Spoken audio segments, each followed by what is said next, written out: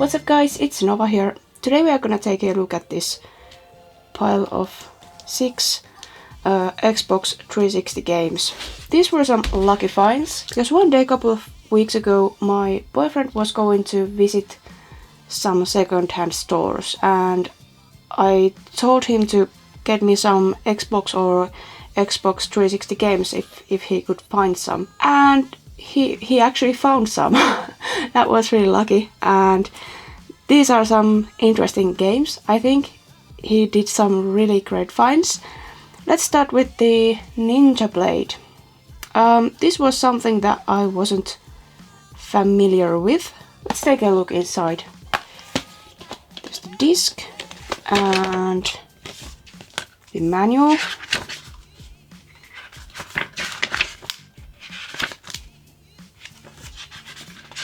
It's in used shape, but it's nice. The cutters and customer service numbers from Microsoft.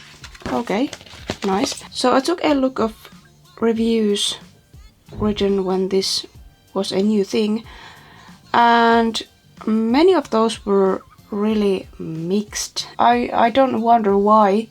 This seems pretty ambitious. Tokyo Under Siege, a modern day ninja for a 21st century enemy. Yeah, there's the ninja theme, there's parasites, there's whatever, mutating humans, so mutants, and so it seems the game is full of action. It doesn't look half bad, yet not the best, but still not that bad. But well, it's something new, so that's great. €5, it's okay. It's a good find for the price, I think. Then Clive Barker's Jericho. So this is something Middle Eastern horror with some action. First person shooter, battle horrific creatures. That's promising. Awesome weapons and paranormal powers. Thrilling squad-based horror, it says here, but this is still for one player only. They are here reminding who Clive Barker is. An original story from the twisted mind of horror legend Clive Barker, creator of Hellraiser. I mean, this could be good. If I recall right, the reviews were pretty okay for Jericho. And nice. So there's no manual, there's bonus code, or what, register your game and receive free bonus code. I'm sure that's already a used code at this point, but there's a playlist, a little catalog for other Codemaster games, or Codemasters, yeah. There's one for Jericho. Look at those characters. They look pretty badass. Turning Point, Fall of Liberty. I don't know if this seems any interesting, but oh well. Rise of the Argonauts. Well, I don't know what to say about this one. Sensible World of Soccer. Yeah, that rings some bells and it seems pretty interesting. Heist. Action in the 70s style. Overlord. Think evil, breed evil, control all. I don't know anything about this one. Well, Colin McRae Dirt. If I ever find this one in a second-hand store, I'm sure I'm gonna buy it. Operation Flashpoint 2, Dragon Rising. I'm sorry, but that seems like a very generic war game, so it might not be that interesting for me. The setting and the characters and the first person shooter angle seem pretty interesting. The next thing would be Watchmen, The End is Nigh, parts 1 and 2. Contains exclusive collectible art. If I recall right, this was probably kind of a prequel game for the Watchmen movie. So here you can play as I I don't know how to pronounce it, Rorschach or Night Owl in 2 unique stories. So it's a highly story-driven thing. Experience the gut-punching, bloody and brutal combat of the Watchmen's brand of justice. Team up with a friend and take down the criminal elements in co-op mode. That seems cool. So I guess this game is really aimed towards fans of Watchmen, because I remember that the reviews said that there was some repeating of the gameplay and the story was kind of flat. But I don't know, the style looks pretty good to me. So you know, if you really like the style, that might be just enough to get you through the game. Let's see. So there's kind of a timeline here. That's pretty cool. And what else is this? This is a big ass poster.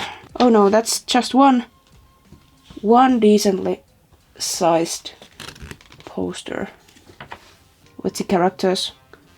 That's cool. I really like this kind of things. This fits in the box fairly well. They are nice to have in there.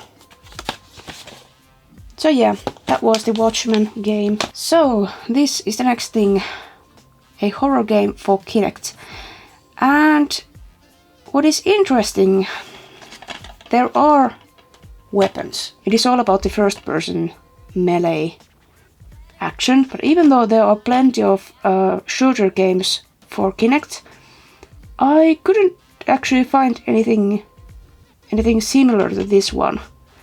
So it is possible that this is one of a kind game, or then I just missed something. But there are not that many horror games for Kinect, if any more than this one. So the movement controls are probably not very great.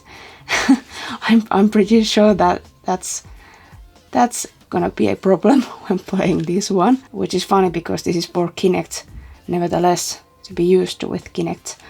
So that really shouldn't be a problem, but I'm sure that is going to be a problem. Kinect games are fun, but there are just certain things that you know, you cannot do. There's brass knuckles, knife, iron pipes, cable, hatchet, chainsaw. That's promising. And lots and lots of evil characters and creatures and whatever. So yeah, this should be fun. This is not a Kinect game for kids, but it's fun to have something for adults too. Yeah. So this was an exciting find, I think. The next thing would be Bayonetta. And I'm pretty happy to have this for Xbox 360 because, well, I haven't played this one yet, but yeah, it's an old game already, but still. So this was released for Xbox 360, PlayStation 3 and Wii, or was it Wii U? Well, I'm not sure. But anyway, the thing is, the Xbox 360 version looks the best. The graphics, I don't think the differences are that huge. There's more details in there, I think. And also, the gameplay runs better on Xbox 360. The game is able to reach on 60 FPS when there's not that many effects going around, and that's pretty cool. When the PlayStation 3 could always keep the FPS cap on 30. So there's a huge difference between 60 and 30, I think.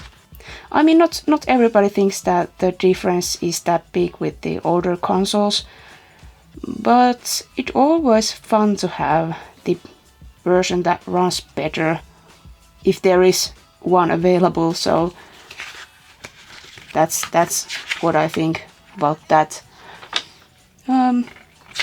So there's the manual, all the basics really. This game has a lot of buttocks. Well, that could have been the whole thing about the Bayonetta, but oh well. Then we have Turok. Okay, my camera stopped recording, so the settings changed a little bit, but let's do the last one again. Turok. This is a metallic case version. This is a remake or reboot of the original Turok series. There's co-op, there's multiplayer, there's downloadable content. And yeah, it's still about the survival, dinosaurs, big ass angry dinosaurs, and first person action. Contains strong violence. Well, that's about right. There's the manual. There's nothing else in there. It's printed in color, which is really nice. Feels like there's some thought or something put in there. It feels like a quality thing. I don't know if that really is, but it feels nice to have some color pictures, I think. Yeah, there's really basics and everything, and how to create a private game. That's good. Those things can be surprisingly tricky sometimes, so everything we need is in here. So that was Turok. I think the reviews for this one were kind of mixed also. You know, I'm only looking at the reviews to get some kind of idea how the standards of these games were back then. You know, what kind of games there were and how people were kind of feeling about those being there at that time. Wow, my neighbors are doing something crazy out there. But so yeah, Turok, that was a nice find. All of these were, I'm really happy. Off to a strong start of collecting Xbox 360 games this year. So that was this week's video, and next week it's gonna be something else again. So thank you so much for watching, and I'll see you next time. Bye!